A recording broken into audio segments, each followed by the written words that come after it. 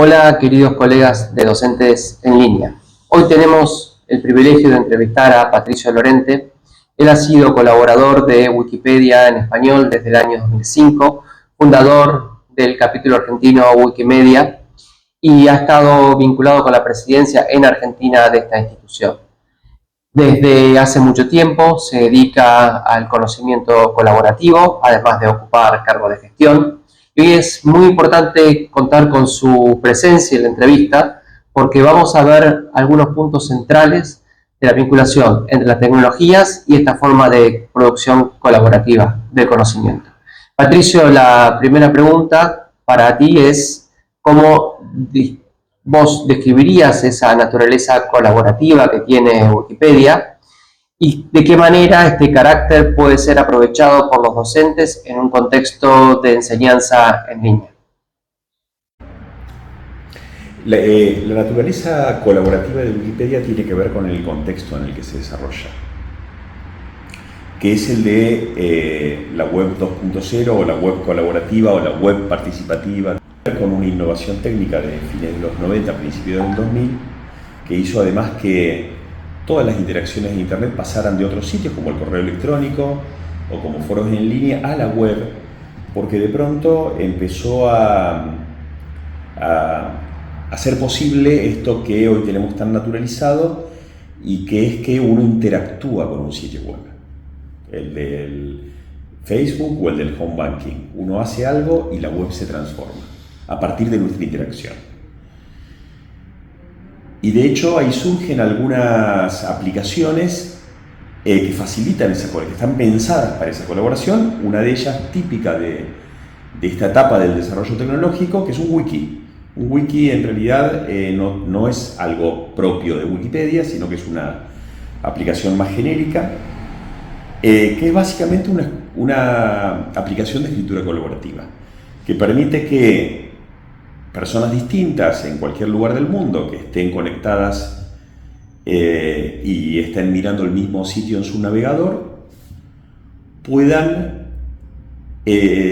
modificar páginas existentes, cambiando el texto o agregando imágenes o quitando imágenes o lo que fuere, o creando páginas nuevas. Eso es un wiki. Un wiki es una herramienta de la misma época en la que surgen los blogs, por ejemplo. Otra aplicación típica de la web 2.0, de la web colaborativa. A alguien se le ocurrió, en este caso sobre todo a dos personas, dos socios que estaban intentando crear una enciclopedia en línea, que quizás podía ser más eficiente crearlas sobre un wiki y convocar a cualquiera para que pudiera participar, en lugar de, como, bueno, también era la idea dominante de la época, que una enciclopedia tenía que ser escrita por especialistas.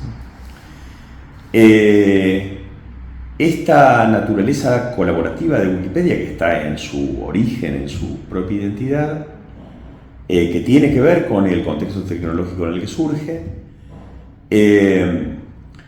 yo creo que tiene una relación necesaria con la enseñanza, porque, bueno, partamos de la base de que todo conocimiento es colaborativo.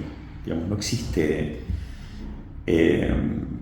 conocimiento que surja en condiciones de aislamiento. Una de las características del conocimiento científico, que es la forma más rigurosa de conocimiento, es la comunicación. La comunicación tiene que ver con eso, no es posible construir conocimiento en una especie de vacío epistemológico. Hay algunas frases clásicas que remiten a esta condición, como una que se le atribuye a Newton de pudimos ver más lejos porque nos subíamos a hombros de gigantes. Es decir, todo conocimiento se apoya en el conocimiento anterior y así sucesivamente. De hecho, ya que hablábamos de la web nació por necesidad de un tipo particular de conocimiento que necesitaba una colaboración a gran escala, que es el conocimiento disciplinar de la física de altas energías. La física de altas energías tiene que ver con el comportamiento de las partículas más pequeñas, de partículas subatómicas, y uno de los centros de investigación de referencia en el mundo desde hace muchísimos años, que es el CERN, que es el Centro Europeo para la Investigación Nuclear, que bueno, es ese establecimiento que tiene lo que se conoció como la máquina de Dios, bueno, un colisionador de partículas subatómicas que se encuentra en la frontera entre Francia y Suiza. En ese laboratorio, en ese colisionador, cada choque, cada colisión entre dos partículas subatómicas genera en una ínfima fracción de segundos una enorme cantidad de fenómenos que es necesario observar, pero un enorme son millones de fenómenos que es necesario observar.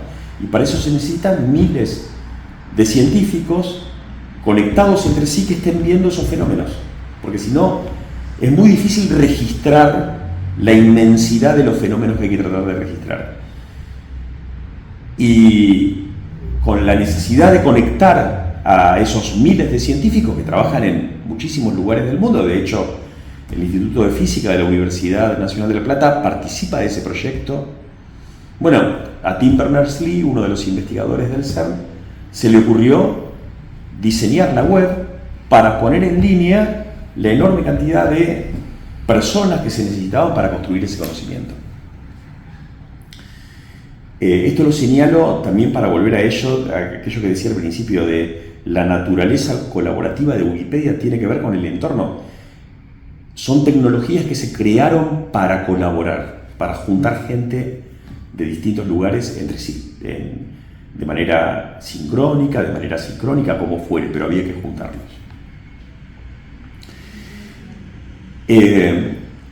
Bueno, yo me entusiasmo y me voy del tema, pero el foco de la pregunta tenía que ver también en cuál es el valor o el potencial como herramienta pedagógica, como su utilización en la enseñanza. Y a mí me parece que, más allá de que Wikipedia se ha convertido en una fuente de información valiosa y la mayor parte de las personas la usan exclusivamente con ese fin, es decir, encontrar un dato, consultar un episodio histórico, las características de una obra de arte, es decir, como fuente de información, a mí me parece que el mayor valor que tiene es cuando hay docentes que recuperan esa condición de ámbito donde se construye colaborativamente conocimiento. Y entonces se desarrollan algunas experiencias, que son las que yo investigo, donde esa característica se pone en juego en la propia clase. Bien. ¿Está bien? Ahí seguimos, Patricio, con otra pregunta, porque tal vez los docentes conozcan en la estrategia de Moodle la utilización de la wiki como un espacio para producción de cierto tipo de tareas, pero también me parece súper interesante porque rompe esta lógica pedagógica que vos decías de hay alguien que sabe y alguien que no sabe.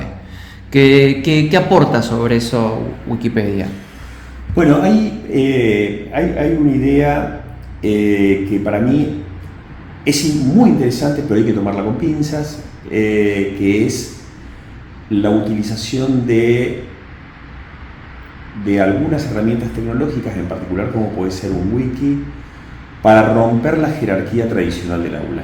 En esta jerarquía donde hay una autoridad, que es autoridad no solo del conocimiento, sino autoridad en términos de pautas de comportamiento, disciplinas, objetivos a alcanzar, etcétera, etcétera, que es el docente y los estudiantes. Incluso si uno mira la geografía a la que estamos acostumbrados de cualquier aula, hay como dos espacios diferenciados, ¿no?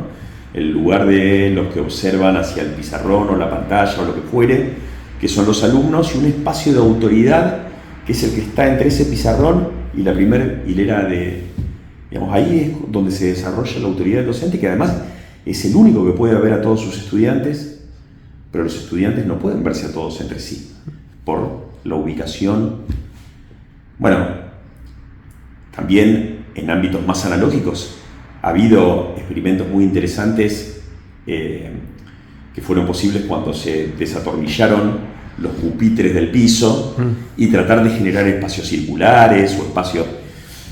Yo creo que el docente siempre es una figura de autoridad y está bien que lo sea. Es parte de la relación pedagógica. También es cierto es que esa autoridad te da la posibilidad de generar espacios de enseñanza y de aprendizaje más horizontales y democráticos o más verticales y rígidos. Y hay algunas herramientas tecnológicas que ayudan también a ese fin. Bien utilizadas. Bueno, recién mencionaba desatornillar los pupitres. Bueno, esa es una tecnología. El aula en sí mismo es una tecnología. Pero si pensamos en tecnologías digitales, esta cuestión de que los estudiantes pueden participar en la construcción de conocimiento es interesante en sí misma. Y cuando, por ejemplo, se realizan prácticas de enseñanza que tienen que ver con, por ejemplo, intervenir desde el aula artículos de Wikipedia que son del tema que estamos estudiando, el efecto es muy interesante porque ya no es construir conocimiento, pero para un espacio muy acotado, que tiene como expectativa que lo va a leer el docente o como mucho lo van a leer algunos de los compañeros del estudiante que participó de esa tarea. Sino que de pronto lo que se desarrolló en el aula tiene una cantidad de lectores insospechada. Y eso también tiene un efecto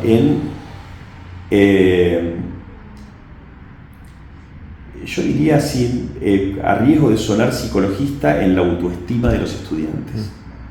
Porque de pronto están participando en el desarrollo de contenidos en la enciclopedia que se ha convertido en la fuente más consultada en la historia. Digamos, no hay fuente de consulta que haya sido, digamos, como espacio sistemático de colección de conocimiento más consultada que Wikipedia en la historia de la humanidad. Y entonces eso genera un efecto democratizador en el sentido que vos preguntabas. Digamos, cómo los estudiantes pueden participar en algo que en otros ambientes más rígidos de transmisión vertical de conocimiento sería impensado. Yo enseño, ustedes aprenden. Bueno, no, juntos, en un espacio donde subsisten jerarquías, no que se borran del todo, pero juntos estamos construyendo conocimiento que tiene un alcance que va muchísimo más allá de las paredes del aula. Ahí, Patricio, uno de los temas centrales, uno de los puntos que se ponen en debate es la idea de la fiabilidad. Si cualquiera puede editar, hay ahí una idea de un riesgo que a veces el docente tiene sobre la característica de la información a la cual puede acceder un estudiante, e incluso otros docentes que también participan del espacio de enseñanza. Nosotros recién hablábamos de la wiki, que el propio Moodle tiene un espacio de la wiki, y de hecho podría trabajarse en un estilo limitado y centrado en el Moodle, por ahí para que el alumno no intervenga y que tenga efectos generales. Pero para vos el riesgo es alto, ¿puede el alumno intervenir? ¿Es mejor que intervenga aunque sea corregido por otro? Mira, el tema de la fiabilidad de Wikipedia es como una de las discusiones constitutivas cuando se empezó a hacer un sitio de consulta popular en el 2003, 2004, hace más de 20 años. Y era la principal pregunta que nos hacían los docentes a los wikipedistas. ¿Cómo hacemos con los contenidos? ¿Cómo sabemos si está bien? ¿Cómo, digamos, cualquiera puede escribir? Entonces, bueno, y nosotros lo que decíamos en aquel entonces y seguimos diciendo ahora es no está bien confiar a ciegas en ninguna fuente de información o en ninguna obra de consulta. Y Wikipedia no es la excepción. Wikipedia, los contenidos pueden estar mal, puede haber errores, puede haber lagunas de contenido. Esta característica que hace que sea totalmente abierta puede hacer incluso que un artículo de mucha calidad que yo estoy consultando haya sido vandalizado 2 minutos antes, y entonces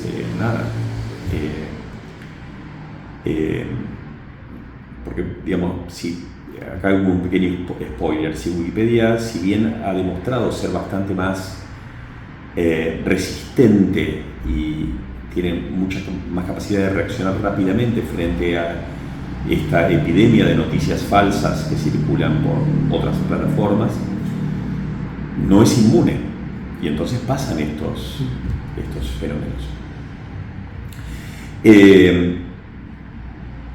Hubo un episodio muy significativo en la historia de Wikipedia que sucedió en diciembre de 2005, que fue cuando a unos investigadores se les ocurrió, medir esto de ¿podemos confiar en Wikipedia?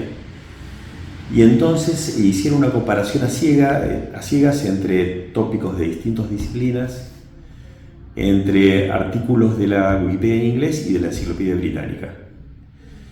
Y lo sorprendente es que, a pesar de este carácter abierto, de que cualquiera puede editar, de que incluso es un espacio vandalizable, las diferencias entre los artículos de la Enciclopedia Británica, que para ese entonces todavía era considerado como el sumum del conocimiento, y Wikipedia fue prácticamente un empate. No solo porque la cantidad de errores que se encontraron en Wikipedia y en la británica eran prácticamente la misma cantidad de errores por artículo, sino además por esta constatación de que la británica tenía errores. Esto fue como la noticia. La noticia a nivel popular fue, no es que en Wikipedia hay errores, ni siquiera que había pocos, sino que la Enciclopedia Británica tenía prácticamente la misma cantidad de errores. Esto en el año 2005, cuando la Wikipedia en inglés tenía menos de 500.000 de artículos y hoy tiene 7 millones. Y el nivel de profundidad de cada uno de esos artículos es infinitamente mayor que el que tenía en el año 2005.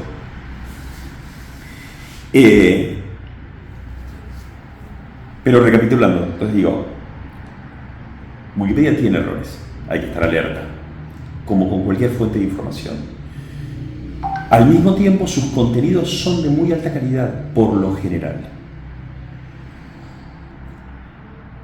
Es muy importante, digamos, en Wikipedia sucede algo que es que cuando uno busca lo que fuere, esa búsqueda no está guiada por algoritmos. Digamos, no es lo mismo que nos sucede cuando buscamos en YouTube para ver un video, o en Google, o en cualquier plataforma de redes sociales.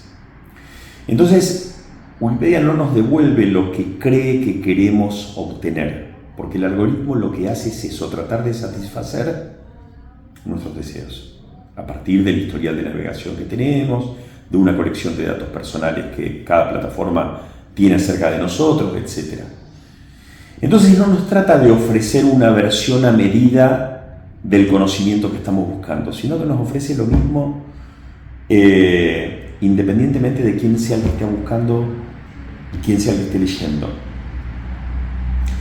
Y esto es muy significativo porque es una diferencia fundamental con cualquier otro recurso que hoy tengamos en Internet. Y entonces, entender cómo buscar, cómo leer y cómo se construye Wikipedia pasa a ser un recurso muy, yo diría, más que importante, fundamental para tratar de desarrollar hábitos de lectura crítica. Es decir, saber que tiene errores, saber que los textos de Wikipedia no son textos hechos a nuestra medida. De hecho, hay cosas que nos pueden gustar y hay cosas que no. Hay cosas que las podemos discutir, incluso hasta con rigor académico, y podemos intervenir para cambiarlo. Otras plataformas no ofrecen esto, pero tienen tantos o más errores que Wikipedia porque han demostrado ser mucho más vulnerables a la epidemia de desinformación que circula por las redes. Y una cosa que quiero destacar también de Wikipedia, que nos enseñó a leer con hipertexto. Claro. Con eso que nos parece algo natural, la posibilidad de ir y venir, de ir a un artículo de ampliación o ir a algo que está vinculado. Si bien ya existía obviamente en la web, la forma de leer con hipertexto es de Wikipedia. Totalmente. Y viste que, sobre todo para lectores curiosos, a veces empezás en un artículo y terminás en algo que no tenía nada que ver con el origen. Yo ayer tenía un rato y justo venía de ver una serie que me resultó muy impactante, que se llama Adolescencia.